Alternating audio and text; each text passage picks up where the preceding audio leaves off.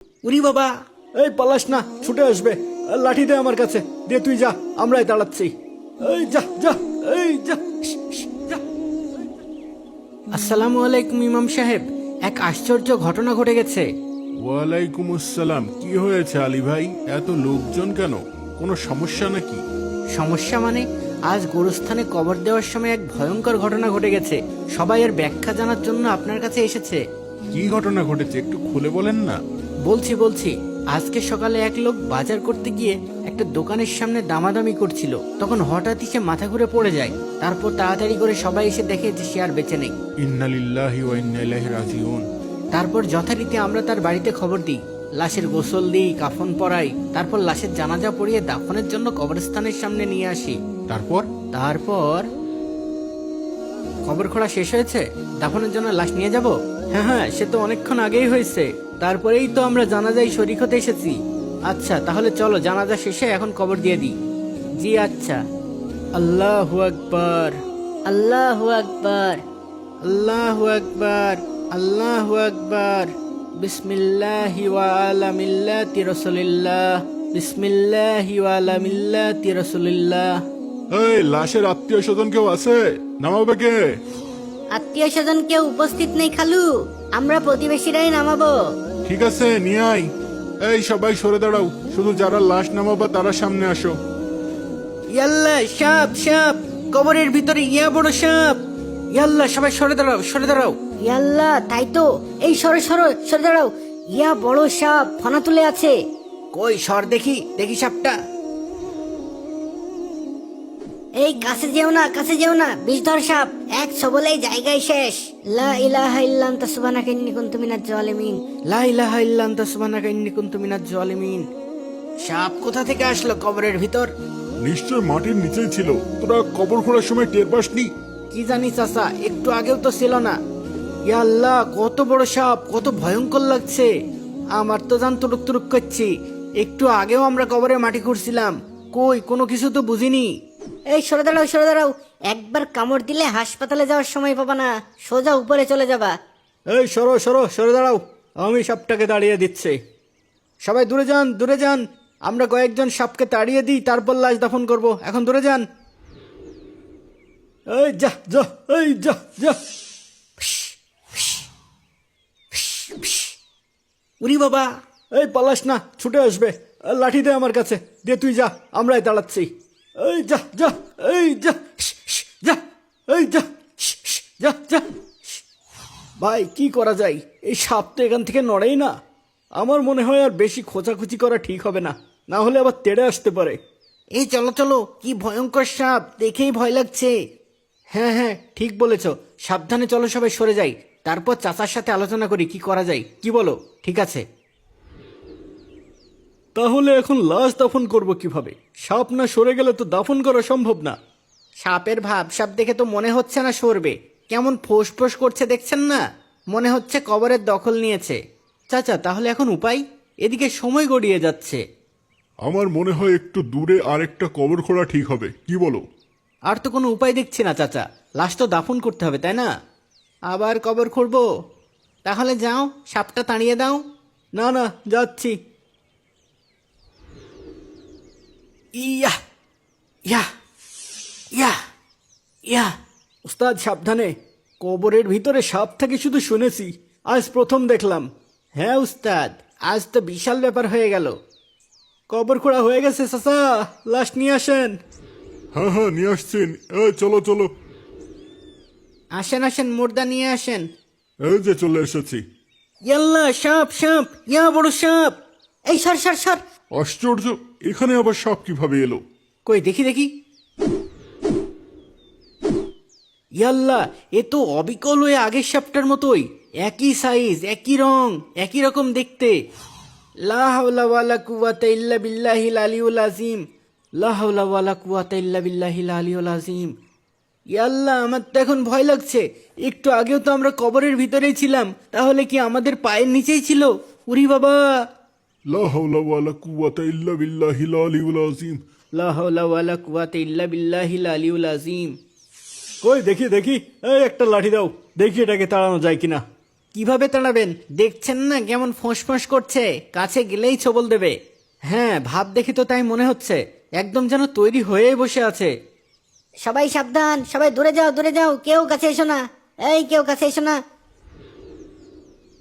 চাচা, সবাই তো অনেক ভয় পেয়ে গেছে, এখন এই লাশ কবর দিব কিভাবে? অনেক চিন্তার বিষয় হয়ে গেল যে, এদিকে বেলা গড়িয়ে যাচ্ছে। ভাই, আমার মনে হয় দুইটা কবরই কাছাকাছি হওয়ায় মাটির নিচ দিয়ে সাপটা চলে এসেছে। আরে না না, ওইটাতে ওই সাপটা বসেই আছে, এটা আলাদা। তাহলে হয়তো এই সাপগুলো মাটির নিচেই থাকে, আমরা খুঁড়তেই বের হয়ে গেছে। তাই বলে দুটো কবরেই সাপ বের হবে, তাও আবার একই সাপ? তাহলে কি বলতে চান? কিছুই তো বুঝতে পারছি না। আচ্ছা, আমরা একটা কাজ করি, আরেকটা কবর করি, কি বলেন? এবার একটু অন্যদিকে খুঁড়ুক। আবার কবর খুঁড়তে হবে? তাহলে লাশ কবর দেবো কিভাবে বল? আচ্ছা ঠিক আছে। এবার কবরের উল্টা পাশে একটু পরিষ্কার জায়গা দেখে খুঁড়িস, ঠিক আছে? ঠিক আছে। ইয়া ইয়া ইয়া ইয়া ইয়া ইয়া বাপ দাদার কালেও শুনিনি কোনোদিন এক লাশের জন্য তিনটা কবর খোলা লাগছে। পরপর দুইটা কবরে সাপ দেখা গেল, এটাও তো প্রথমেই দেখতেছি। সাবধানে কোদাল চালাস, আল্লাহ জানে এইখানে আবার কি হয়। আচ্ছা আচ্ছা, হয়ে গেছে। চাচা, কবর খোঁড়া হয়ে গেছে, লাশ নিয়ে আসেন। ভালো করে দেখেছিস তো এই খবর ঠিক আছে? হ ঠিকই আছে, ওস্তাদ ওইখানেই খাড়াই আছে। আচ্ছা চল, এই সবাই খাটিয়া নিয়ে চলো, এই চলো চলো। আল্লাহু আকবার, আল্লাহু আকবার। আল্লাহু আকবার। এই তাড়াতাড়ি আসেন, তাড়াতাড়ি আসেন, না এলে আবার সাপ চলে আসবে। কি? ইয়াল্লা, সাপ সাপ, কেউ কাছে এসেন না, কেউ কাছে এসেন না। ইন্না লিল্লাহ, এখানেও সাপ। আরে, এটাও তো ওই একই রকম সাপ, একই রকম দেখতে। আস্তাগফিরুল্লাহ, এ কোনো গজব নাজিল হলো নাকি? এর ভিতরেও যদি সাপ থাকবে তবে তোরা খুঁড়লি কিভাবে? কবর খোঁড়ার সময় তো এখানে সাপ ছিল না, থাকলে কি আর কবর খুঁড়তে পারতাম? তাহলে এটা কি গায়েবে এসেছে? না, যখন শাহেদ আপনাদের ডাকতে গেছিল তখনও তো এখানে কিছু ছিল না, কিন্তু যখন আপনারা লাশ নিয়ে কবরের দিকে আসতেছিলেন তখনই দেখলাম মাটির নিচ থেকে এই সাপটা ফনা উঠাইলো। হ্যাঁ? ইন্নালিল্লাহ, তারপর এমন ফোঁস করতে শুরু করলো যে আমি ভয় পাইয়া পিছায় আসি। ইয়াল্লাহ, এখন কি হবে? আমার তো ভয় লাগছে। এ কোনো গজব নাজিল হলো নাকি? পরপর তিনটা কবর খোঁড়া হয়েছে, তিনটারই একই অবস্থা। মহা দুশ্চিন্তায় পড়া গেল, এখন এ ব্যক্তিকে কবর দেব কিভাবে? কবর দেওয়া তো সম্ভব না, দেখছেন না সবাই কেমন আতঙ্কিত হয়ে আছে। পরপর তিনটা কবরেই সাপ বসে আছে, সাপ না সরলে তো কবর দেওয়া সম্ভব না চাচা। এ সাপ সরবে বলে তো মনে হচ্ছে না। হ্যাঁ, সরার হলে তো সরেই যেত, এ তো কবর পাহারা দিচ্ছে মনে হচ্ছে। তাহলে এখন উপায়? আমাদের মসজিদের ইমাম সাহেব একজন আলেম, চলেন তাড়াতাড়ি ওনার কাছে যাই, ওনার কাছে যদি কোনো এর ব্যাখ্যা থাকে। হ্যাঁ হ্যাঁ, ঠিক বলেছ, চলো চলো। ইমাম সাহেব, সবই তো শুনলেন। সব কিছুই তো শুনলাম, খুবই আশ্চর্যজনক ঘটনা ঘটে গেছে দেখছি। ঘটেছে না, এখনো ঘটছে। সবাই তো খুব ভয় পেয়ে গেছে, সব কবরেই সাপ ফনা তুলে আছে। এখন আমরা লাশ কোথায় দাফন করবো ইমাম সাহেব? একটা ব্যাপার তো একদম পরিষ্কার, এসব যা হচ্ছে ওই মৃত ব্যক্তির জন্যই হচ্ছে। মানে? মানে মানে ওই মৃত ব্যক্তি জীবিত থাকতে যেসব অপকর্ম করেছে তার জীবনে, সেই সব অপকর্মই তার মৃত্যুর পরে এই সাপ হয়ে দেখা দিয়েছে। কিন্তু আমরা তো ওই ব্যক্তিকে ভালো মানুষ হিসেবেই জানি, কখনো তো কোনো অপকর্ম করতে দেখিনি। আমরা তো তাই জানি যা তারা বাইরে প্রকাশ করে, তাদের গোপন কথা তো আল্লাহ ভালো জানেন। আপনারা তার বউকে জিজ্ঞাসা করলে হয়তো সে এ ব্যাপারে ভালো বলতে পারবে। কিন্তু এখন কবর কিভাবে দেব? কোনো উপায় আছে? কোনো উপায় নেই, কবর দিলে ওই সাপের সাথেই তাকে কবর দিতে হবে। ইয়াল্লাহ, নতুন কবর খুঁড়লে হয় না? ইতিমধ্যে তিনটা কবর খোঁড়া হয়েছে। আমি আল্লাহর কসম করে বলছি, এই ব্যক্তির জন্য আপনারা জমিনে যেখানেই কবর খোঁড়েন না কেন, এই সাপ সেই কবরেও থাকবেই। এটা ওই ব্যক্তির কর্মের ফল, এর থেকে তার বাঁচার কোনো উপায় নেই। ইয়া আল্লাহ, সবাই তো ওই কবরের সামনে যেতেই ভয় পাচ্ছে। আমার বিশ্বাস ওই সাপ আপনাদের কোনো ক্ষতি করবে না। আপনারা সাবধানে ওই সাপের উপরেই লাশ দাফন করে দেন। ঠিক আছে, তাহলে আর কি করার, যেহেতু আর কোনো উপায় নেই। এই চলো সবাই, ওই তিন কবরের যে কোনো একটাতে লাশটা দাফন করে দিই। চলেন চলেন। এই চলো চলো চলো।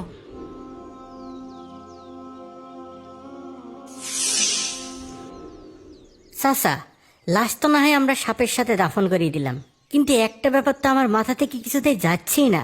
কি ব্যাপার? আমরা তো ওই ব্যক্তিকে ভালো মানুষ হিসেবেই জানতাম, কিন্তু কি সেই অপকর্ম সে করলো যার জন্যে সেটা সাপ হয়ে তার কবরে চলে আসলো? এটা তো নিশ্চিত যে এটা কোনো ছোটখাটো অপকর্ম না, না হলে দুনিয়াতেই এমন ভয়ানক শাস্তি কেন আসলো? এই ব্যাপারটা আমাদের তার স্ত্রীকে জানানো উচিত না? আর তাছাড়া ইমাম সাহেব তো বললই কোন অপকর্মের শাস্তি এটা এটা তার স্ত্রী ভালো বলতে পারবে। চলো আমরা তার স্ত্রীর কাছে গিয়ে এ ব্যাপারটা জানতে চাই। আমার স্ত্রী এ ব্যাপারে সাহায্য করতে পারবে। সে আমাদের হয়ে ওই মৃত ব্যক্তির স্ত্রীকে সব ব্যাপার জানাতে পারবে, আর ওনার বলা কথাও আমাকে জানাবে, যা আমিও সবাইকে জানাতে পারবো। চলো আলী ভাই, আমরা এখনই যাই, চলো চলো। কি এমন অপকর্ম হতে পারে যেটা সাপ হয়ে তার কবরে বসেছিল? এটা তো আল্লাহ সবচেয়ে ভালো জানেন। আপনার অনুভূতিটা বুঝতে পারছি ভাবি। একজন মৃত ব্যক্তির দোষ বের করা বা সেই দোষ সবাইকে বলা কোনো ভালো কাজ নয়, কিন্তু আজকের এই ঘটনাটাও খুব স্বাভাবিক কোনো ঘটনা না। আমার তো শুনেই গা শিউরে উঠেছে। যদি এমন কোনো কিছু আপনার জানা থাকে যেটা জানালে সবাই সাবধান হতে পারবে, নিজেদের এমন অপকর্ম থেকে বাঁচিয়ে রাখতে পারবে, তবে আমাদের বলেন, আমরাও অন্যদের সাবধান করতে পারবো। সবাই এই বিষয়টি জানার জন্যই অপেক্ষা করছে। আমার স্বামীর এমন কোনো দোষ আমি দেখিনি যেটা বলার মতো, শুধু একটা ছাড়া। এটাও আমি বলতাম না যদি আজকের এই ঘটনাটা না ঘটো। যেহেতু এত মানুষ জানার জন্য অপেক্ষা করছে তাই বলছি। আপনারা তো জানেনই, আমার স্বামী ছিলেন একজন গমের ব্যবসায়ী। তিনি গম কিনে এনে বাজারে বিক্রি করতেন। হঠাৎ খেয়াল করি তিনি প্রায় জব কিনে আনছেন। আপনি তো গমের ব্যবসা করেন, তাহলে এত জব কিনে এনেছেন কেন? গমের সাথে জব মিশিয়ে বিক্রি করলে লাভ বেশি হবে। কিন্তু এটা তো ঠিক না। যেটা গমের দামে বিক্রি করবেন তাতে শুধু গমই দিবেন, আর জব বিক্রি করলে জবের দামেই করবেন। কিন্তু বেশি লাভের জন্য গমের সাথে জব মিশিয়ে আপনি তো একটি অপকর্ম করছেন। অপকর্ম হবে কেন? গমও মানুষ খায়, জবও মানুষ খায়, তাহলে সমস্যা কোথায়? মাঝখান থেকে আমার লাভটা না হয় একটু বেশি হলো। আমার মনে হয় তার এই অপকর্মই মৃত্যুর পর সাপ হয়ে তার কবরে এসেছিল। ইয়া আল্লাহ, কি ভয়ঙ্কর! আমাদের চারপাশে কতজনই তো এমন অপকর্ম করে। যদি সবাইকেই কবর দেওয়ার সময় এমন ঘটনা ঘটে? হে আল্লাহ, আমরা আশ্রয় চাই আপনার কাছে এমন অপমানজনক শাস্তি থেকে। আশ্রয় চাই আপনার নিকট এমন ভেজাল কর্ম থেকে বেঁচে থাকতে। হে আল্লাহ, আপনি আমাদের সকল প্রকার অপকর্ম থেকে বেঁচে থাকার তৌফিক দেন। আমিন আমিন। আমিন।